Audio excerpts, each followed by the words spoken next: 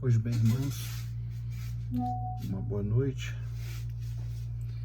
Dando continuidade aqui ao nosso trabalho, no último vídeo nós falamos sobre Hebreus capítulo 2, onde eu tentei colocar a questão da comparação do capítulo 2, verso 5, que retrata o Salmo 8, E eu expliquei ele com algumas dificuldades que, não obstante esteja dito, retratando o Salmo 8, não foi a anjos que ele sujeitou o mundo futuro de que falamos a esse respeito, porém houve quem afirmasse que é o homem para que dele te lembres, ou o filho do homem para que o visite. Fizeste um pouco menor que os anjos, e de glória e de honra coroaste. Então eu mencionei ali que no texto da Torá está Elohim e não Malar, Malar, ou Malachim, que é anjo, Malar, anjo no singular, e Malachim, anjo no plural. Eu só deixei de esclarecer que o estudioso prefere, usando da teologia e usando do ensinamento espiritual, ele está traduzindo a expressão Elohim. Em algumas partes eu falo que seres celestiais, anjos, são tratados como Elohim, e homens também, como juízes, Juízes são tratados em alguns momentos como Elohim, Tem até uma passagem que os fariseus confrontam Jesus e ele responde: não está escrito na vossa lei, vós sois deuses? Ora, se Deus chama a homens, a que homens o Senhor Yeshua está se referindo ali? Aos reis e juízes. Então eu deixei esse gambá sem rabo aí, eu estou aqui sanando com as pedidos de desculpa, tá bom? E vamos seguir adiante nessa leitura da Epístola aos Hebreus, que é uma epístola de muita riqueza, Eu fiz outros 2 vídeos, um falando sobre a situação do mundo e envolvendo a guerra da Rússia contra a Ucrânia, a invasão, mas aí aconteceu alguns problemas no vídeo e eu tive que deletar esse vídeo. Fiz um 3º vídeo onde eu falo do Brasil, a situação atual do Brasil, e eu fiz uma menção contra Bolsonaro ali, que eu me referi equivocadamente que Bolsonaro, na época, com o governo Fernando Henrique, 1995, 1997, ali, se não me engano, não estou bem certo sobre a data, Fernando Henrique elaborou muitas leis contra o trabalhador, contra o povo. E uma das pessoas que estava sempre votando a favor dessas leis, 2 se destacavam: Bolsonaro e aquele pai da Marina de Oliveira, se não me engano, Harold de Oliveira. Eram 2 elementos que prejudicou muito o trabalhador brasileiro. E eu fiz essa referência com relação à lei da chamada Lei das Precatórias, que é uma coisa muito covarde, muito suja que fizeram com a gente. Por quê? A precatória é o seguinte, foi uma emenda à Constituição, foi uma PEC, projeto de emenda à Constituição, então não cabe recurso, não cabe apelo à justiça. Se uma viúva recebe uma indenização do falecido marido trabalhista que chega a R$500 mil, ela recebe até 100 salário mínimo. Ela recebe, no caso, hoje 160 mil. O resto vira precatória. Ela vai morrer sem receber esse dinheiro todo. Que eles fizessem isso contra a empresa Eu estou dando só essa explicação porque é muito importante. Eu sou totalmente contra a volta de Bolsonaro ao governo, a política do Brasil, principalmente a presidência. Eu peço a Deus que isso não aconteça, tá bom? Só que não foi Fernando Henrique quem fez a lei. A lei foi feita em 2021 pelo próprio Bolsonaro. Ele fez isso. Não fez isso, como nós vimos recentemente, o anúncio aí nos telejornais, que advogados da AGU receberam salários atrasados, milhões de reais. Nada virou precatório. Mas o meu dinheiro, que está para sair, o dinheiro de todo trabalhador, de todo aposentado ou de uma pensionista, vira precatório. E ela recebe aquela primeira parte do precatório e entra numa fila de centenas e centenas de pessoas. Aí a parcela do ano seguinte, que ela deveria receber do precatório dela, a carta precatória, na fila vai ficar para 2029, 2032. Isso é uma coisa suja. Isso é uma coisa suja. Então, eu amarguei pela terceira vez na minha vida como eleitor o erro de votar em Bolsonaro. E eu tinha feito um vídeo sobre isso, mais extenso, mas estou aqui porque tive que jogar esse vídeo fora, porque eu fiz uma injustiça na minha fala. Eu fui consultado depois, fui incomodado, provavelmente por Deus, né? Já que eu estou falando como um homem de Deus, e concluí, descobri que quem fez a tal da precatória, PEC da precatória, foi o próprio Bolsonaro, tá bom? Então vamos lá. Capítulo 3 da Epístola aos Hebreus. Agora deixa eu fazer uma introdução aqui. A Epístola aos Hebreus, ela é uma epístola gradual, ela vai subindo, o apóstolo vai falando a crentes judeus na época, né? Eles eram chamados, não chamavam-se mais de hebreus, e sim de judeus. Eu explico isso nas outras vezes, vou repetir que isso é importante. Mas então por que o apóstolo coloca o endereço da epístola aos Hebreus? Ele está provocando, criando uma situação, tentando criar uma situação no coração para chamar a atenção daqueles judeus que se converteram ao Mashiach, que se tornaram participantes da nova aliança, do pacto da cruz, e estavam agora, como faziam historicamente anteriormente, né? Durante a história, como faziam, voltar atrás e desprezar o pacto, desprezar a aliança. Então ele começa falando sobre a importância de Yeshua, compara Yeshua com Moisés, né? Vai comparar aqui agora, vai mostrar como construtores de casa, Moisés é o construtor da casa. Que casa? O Israel que sai do Egito, né? Moisés, orientado por Deus ali, edifica o povo como a sua casa. Então, e depois ele começou falando de anjo, comparando ele com os anjos, dizendo que ele, embora seja humano, seja um homem, ele tinha poderes divinos. E agora, no capítulo 3, ele vai falar, comparando Moisés com Yeshua e mostrando a superioridade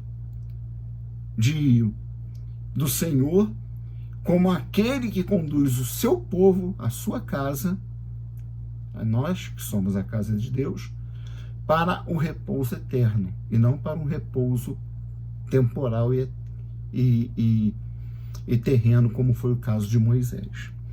Então, só para os irmãos entenderem que as advertências que ele vai fazer aqui é muito séria, né? E tem toda a pertinência com nossos dias, né? Nós estamos vivendo aí com os crentes que se dizem crentes em Jesus, crentes em Yeshua, a mesma realidade que o Israel da aliança passada viveu desde a saída do Egito até os dias do Senhor. Muita religiosidade, compromisso com práticas, compromisso com cerimônias, compromisso com tradições, né?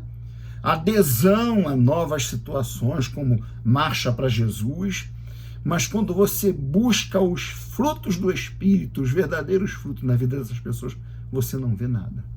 São pessoas que não buscam orientação de Deus para casar, não buscam uma vida de seriedade, uma vida moral com Deus. Não tem compromisso, você não vê o Senhor na vida dessas pessoas. O apóstolo Paulo em Coríntios diz: nós somos cartas escritas por Deus, lida pelo mundo. Meu Deus, o que o mundo está lendo aí? Misericórdia. Então, capítulo 3 da Epístola aos Hebreus. Assim, meus santos irmãos e companheiros da vocação celeste, considerai atentamente Yeshua, o apóstolo e sumo sacerdote da nossa profissão de fé. É fiel a quem o constituiu, como também o foi Moisés em toda a sua casa. Ele foi, de fato, considerado digno de maior honra do que Moisés, pois o arquiteto tem maior honra do que a própria casa. Toda casa, com efeito, tem o seu arquiteto, mas o arquiteto de tudo é Deus. Ora, Moisés era fiel em toda a sua casa, como servo, para ser testemunha das coisas que deveriam ser ditas. O Mashiach, porém, na qualidade de filho, está acima de sua casa. Esta casa somos nós, se mantivermos a confiança e o motivo altaneiro, aqui na tradução da Bíblia de Jerusalém, né, da esperança. Então, aqui, olha só, nós vamos encontrando, nós temos que ser repetitivo nisso, porque se você perguntar a todo crente, Jesus é Deus, Jesus é Deus. Mas quando você começa a entrar com a Bíblia, com as Escrituras, e colocar questões, aí eles correm para a Trindade. E Jesus, como Deus da Trindade, ele não é Deus coisa nenhuma. Ele não é Deus, ele é no máximo divino. Porque para o Senhor Yeshua ser Deus, ele tem que ser o único Deus. O mesmo que está no trono é o que está incorporado no homem que está andando na terra. Ué, mas como é que pode? Pode, Deus pode. Você não pode, os anjos não podem, os querubins não podem, mas Deus pode estar em dois lugares ao mesmo tempo. Por isso ele disse a Nicodemos, o filho do homem que está nos céus, né? E aqui ele fala que, mas o arquiteto de tudo é Deus. É Deus. Ao mesmo tempo que ele está dizendo, olha, quem construiu todas as coisas foi Deus. Deus é o Senhor construtor, o arquiteto de tudo. Ele está falando sobre Yeshua, já que chamamos Jesus, né? Cristo, eu prefiro falar Mashiach. Ele está dizendo que ele, quem é o sujeito aqui? Está comparando Moisés com Yeshua. E ele diz, ele é o arquiteto de todas as coisas e o arquiteto de tudo é Deus. Moisés estava na sua casa, ele está acima da sua casa. Ele está numa situação superior, né? Mas, na qualidade de filho, o Mashiach está acima de sua casa. E aí ele arremata, esta casa somos nós.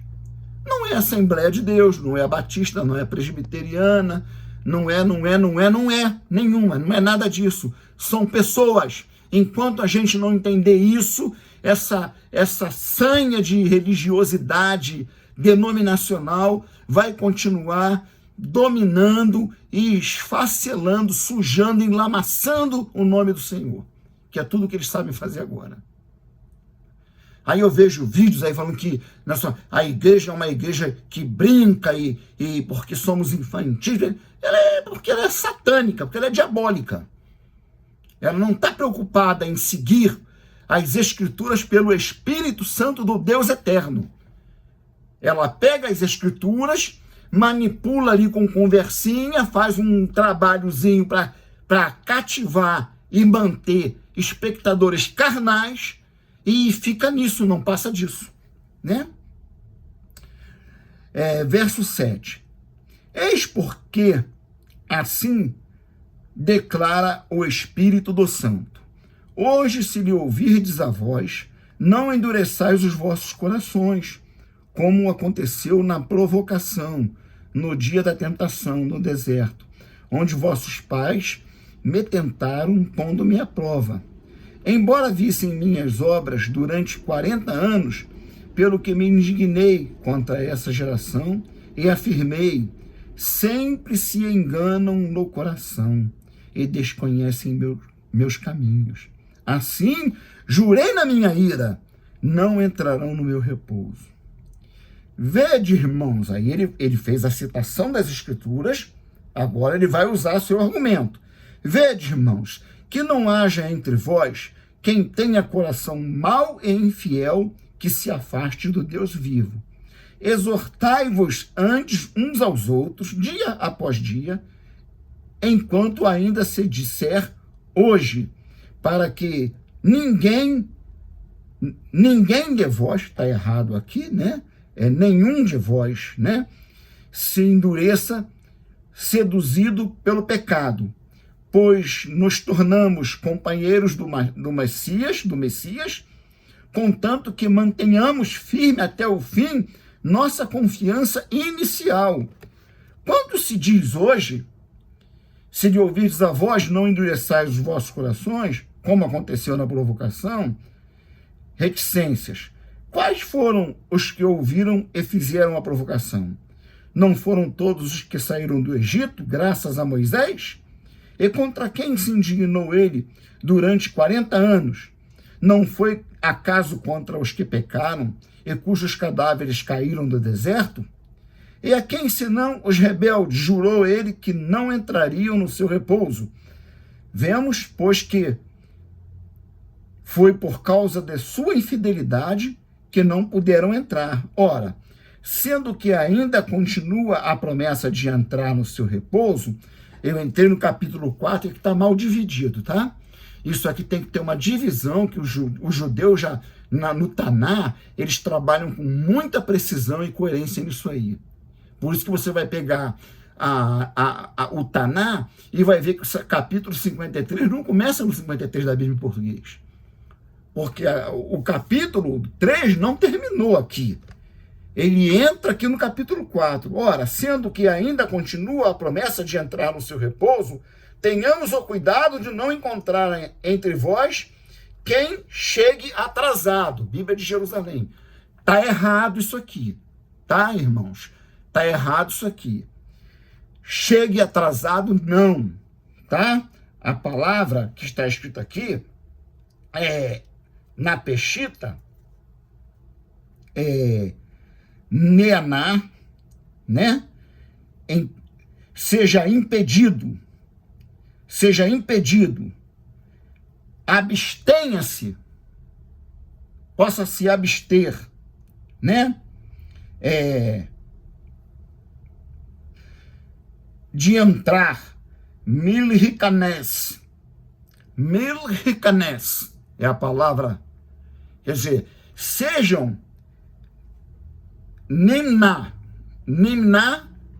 sejam impedidos, sejam levados pelo pecado, pelo esfriamento da fé, pela dureza do seu coração, como foi discorrido aqui, a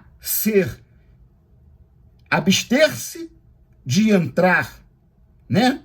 A raiz desse verbo aqui, esse verbo é nimná, né? A palavra tá impedido, abster-se. A raiz é Raf Nun Samer, né?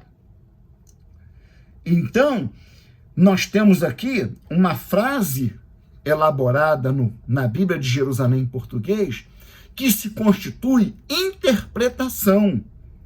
Não tem nada de chegar atrasado. Não tem nada de chegar atrasado. Nas Bíblias em português, as Bíblias mais tradicionais, ele traz o seguinte, nós estamos lendo o capítulo 3, né?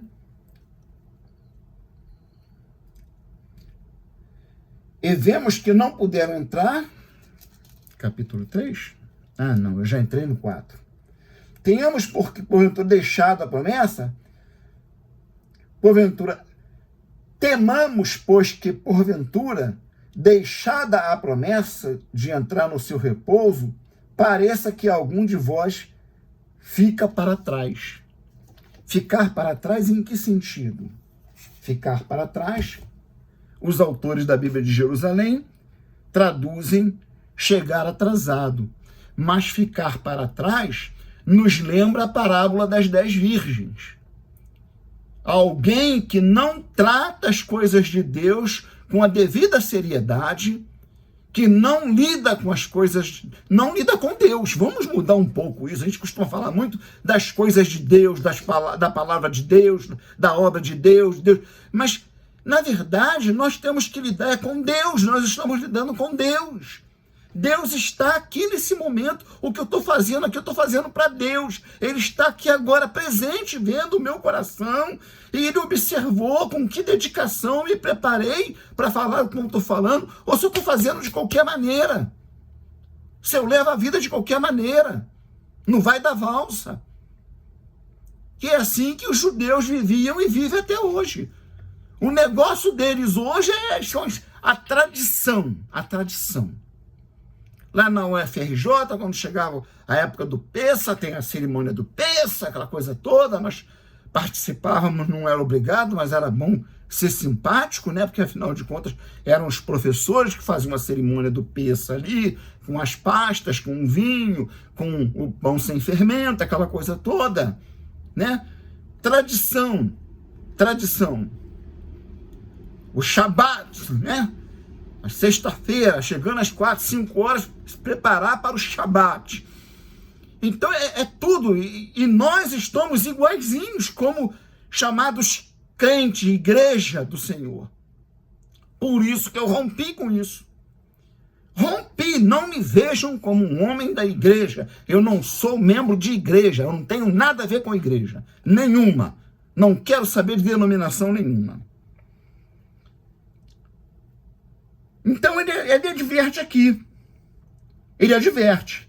Voltando lá no verso 12, vede, irmãos, que não haja entre vós quem tenha coração mau e infiel e se afaste do Deus vivo. Exortai-vos antes uns aos outros, dia após dia, enquanto ainda se disser hoje, para que nenhum de vós se endureça, seduzido pelo pecado. Seduzido pelo pecado. Em Atos capítulo 5, se eu não me engano, é Atos capítulo 5, temos aquele caso de Ananias e Safira, né? Está ali um exemplo. Acabou de acontecer o Pentecostes. Aquela coisa extraordinária, aquele fenômeno maravilhoso. Todo mundo estava quietinho, sentado. Alguém recentemente falou assim, isso é interessante, né? A gente costuma fazer um barulhão, né? A gente que quis dizer as igrejas, né? Pula, vigília, gritaria, língua estranha. Né? Eles estavam quietinhos, sentados, orando, cada um fazendo sua oração. E de repente começou a acontecer tudo. E acontece aquela coisa extraordinária, maravilhosa. Os apóstolos foram cheios do Espírito do Senhor. Todos foram cheios de unção, da graça de Deus. E os apóstolos ganharam unção muito maior, porque eles poderiam ministrar, como a gente vai ver Pedro fazendo, lá em Samaria, orando, impondo as mãos. E crente que já era crente no Senhor, pregando a palavra, expulsando o demônio, fazendo a obra de Deus, mas ainda não tinha o Espírito Santo. E veio sobre eles o Espírito Santo. O Espírito que nós chamamos de do Santo, né? Que é o Espírito do Santo. A gente se habituou a usar Espírito Santo por causa da Trindade, né? Pai, Filho e Espírito Santo. 3 pessoas, né? Tá tudo errado aí. Em Paulo, lá também, em Éfeso, né, em Corinto, né? Ele encontra os discípulos de Éfeso e ele pergunta, vocês já receberam o Espírito do Santo? Eles falaram, o que é isso? Nós nem ouvimos falar que existe o Espírito Santo. E Paulo pergunta, em quem vocês foram batizados? Como é que vocês foram batizados? Ele falou, no batismo de João. Aí Paulo falou, tá bom, olha só, João veio anunciando o batismo de arrependimento, mas logo após ele, como ele anunciou que vem após mim, ele tem a pá na sua mão para limpar a sua eira, e ele é que é a pessoa a quem vocês devem seguir, ouvir, observar. Esse é que dá o Espírito do Santo, para tanto você precisa se batizar em nome dele, não em João. Aí está bom, então queremos ser batizados. E foram batizados e receberam o Espírito do Santo, ficaram cheios do Espírito do Senhor. Então o que acontece? Ali em Atos capítulo 2 acontece aquela coisa maravilhosa. Aí Ananias e Safira, todo mundo agora entendeu a vontade de Deus. Muitos judeus eram ricos, pessoas abastadas, mulheres de posses, algumas delas que já seguiam o Senhor quando o Senhor estava no mundo, fisicamente, né? E todo mundo pegava propriedades, casa, terrenos, fazendas, sítios, vendia e pegava o valor todo e dava aos apóstolos, para os apóstolos administrar entre os pobres, entre as pessoas que não tinham casa, pessoas que moravam de favor, pessoas que viviam à base da escravidão, que era muito comum em Israel naqueles dias. E assim a coisa ficou maravilhosa, porque quando a obra de Deus acontece pelo Espírito do Senhor, e quando isso que é o Espírito do Senhor atuando na gente, se junta a um coração realmente quebrantado e totalmente rendido a Deus, de forma que o dinheiro que chega na minha mão não chega para mim ficar rico, fundar banco em Miami, não. Chega para distribuir para os pobres. Aí me vem Ananias e Safira, vendeu uma propriedade, separou lá provavelmente 90% para ele e foi dar o dízimo. Eu estou aqui supondo, tá? Isso não está na Bíblia, não. Não deu o montante. Aí o Senhor falou com Pedro: olha, eles dois pecaram contra mim, estão reprovados. E Pedro falou: Ananias, a propriedade não era tua? Ele disse: era. Alguém disse que você tinha que dar tudo, ou que você tinha que dar metade, ou que você tinha que dar 10%, Ananias? Não. Por que você trouxe um valor irrisório e disse para todo mundo, para se aparecer, que doou toda a propriedade? Fazendo isso, Ananias, tu não pecou contra mim, tu pecou contra o Espírito Santo de Deus. Ele, pá, já caiu morto. Daqui a pouco vem chegando a mulher dele. Vocês conhecem o texto, eu não vou me alongar muito para o vídeo não ficar muito grande, senão vocês não assistem, né? Então temos aqui um caso como esses aqui, levou o apóstolo a escrever a epístola aos Hebreus, né? No capítulo 8 de Atos, temos também o caso de Simão, o mago, né? Simão, o mago. Ele viu que Pedro administrava o Espírito Santo, as pessoas ficavam cheias do Espírito do Senhor. Era uma alegria, era um momento maravilhoso, era a lua de mel de Deus com a sua igreja, com a sua comunidade, com o seu povo, a sua Querrilá, a sua Edá, né? A gente já costuma falar igreja, não tem igreja nenhuma ali. Era a lua de mel de Deus com o seu povo, com a sua comunidade, os homens e as mulheres, moças e rapazes, santos, que agora o seu coração e os seus olhos eram só para os céus. E eles recebiam com a imposição de mão dos apóstolos, de Pedro, eles ficavam cheios do Espírito e saíam também fazendo a obra de Deus. Aí Simão chegou: e quanto tu quer aí para mim ter bem? Eu quero ter esse dom também, eu quero ter esse poder de poder doar o Espírito Santo. Pedro falou: tu tá maluco? Seja você e o teu dinheiro para tua perdição. Porque você julgou que a unção de Deus se adquire por dinheiro. E ele se arrependeu e o texto não dá o desfecho, mas ele mostrou arrependimento. Então nós temos assim situações como essa. Depois em 2 Timóteo 4,14, Paulo adverte Timóteo, ele fala, educa Timóteo era um pastor, um ministro jovem, né? E Paulo dá conselhos a Timóteo. E nós vamos mostrar alguns exemplos aqui para a gente entender melhor o contexto de Hebreus, tá bom? o contexto de Hebreus, que não era em Roma, não era em Corinto, não era na Esmirna, não, era em Israel, E Paulo, ele sofreu muito por causa de falsos crentes.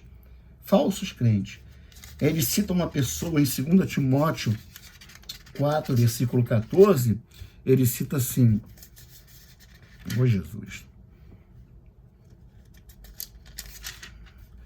4,14, ele fala assim: Alexandre, o fundidor, se não me engano, em outras traduções, translatoeiro, deu provas de muita maldade para comigo. O Senhor lhe retribuirá segundo suas obras. Tu guarda-te também dele, porque se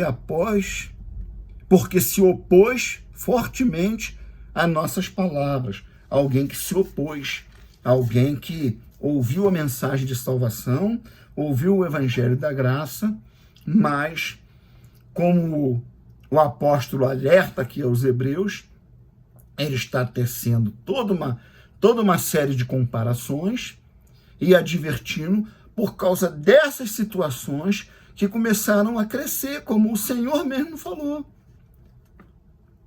Virá um esfriamento entre vocês, haverá perseguições, pais se levantarão contra os filhos contra os pais, e perseguirão vocês por causa do meu nome, da minha palavra, vocês vão ser perseguidos. O Senhor Yeshua estava falando isso também para aquele momento histórico, depois da partida dele, até que Roma destruísse totalmente Israel, né? Que se costuma falar destruição de Jerusalém. Israel foi devastada, né?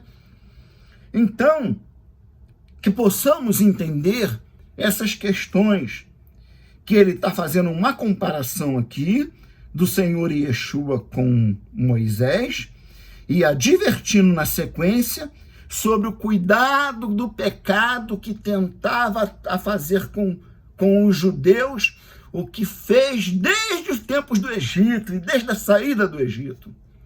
E hoje isso acontece muito. A gente tem travado contato com pessoas que, meu Deus do céu, pessoas que vivem na igreja e vivem na prática da sodomia. Gente, é uma coisa terrível, a coisa tá terrível. Se está na igreja, deveria estar na presença do Eterno, né? Deveria estar vivendo em santidade. Pessoas depravadas, homens depravados, de linguajar impróprio. Então, nós temos que tomar muito cuidado. Então, a partir do próximo vídeo, nós vamos estar entrando no capítulo 4, tá bom? Sempre que necessário, a gente dá uma consultada lá na Peshita, né? Com o nosso hebraicozinho aqui, capenga, mas a gente tenta mostrar para vocês, dar uma dica para vocês, né?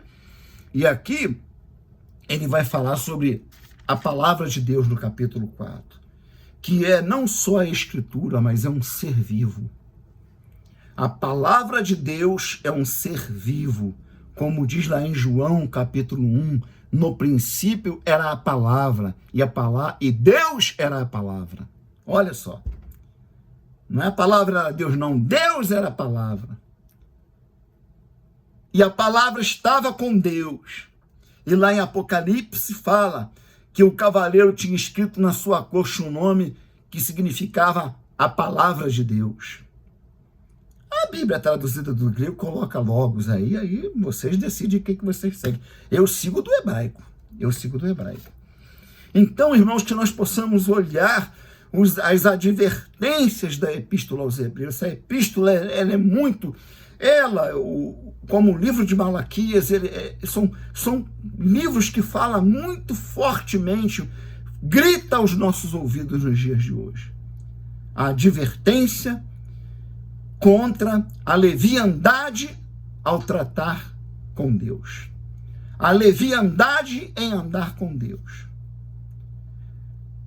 A Bíblia não diz que Enoque tinha uma Bíblia, como é que era a Bíblia de Enoque, se era a Bíblia de estudo. A Bíblia não fala sobre os cultos de Enoque, a Bíblia não diz como Enoque. A Bíblia só diz que Enoque andava com Deus.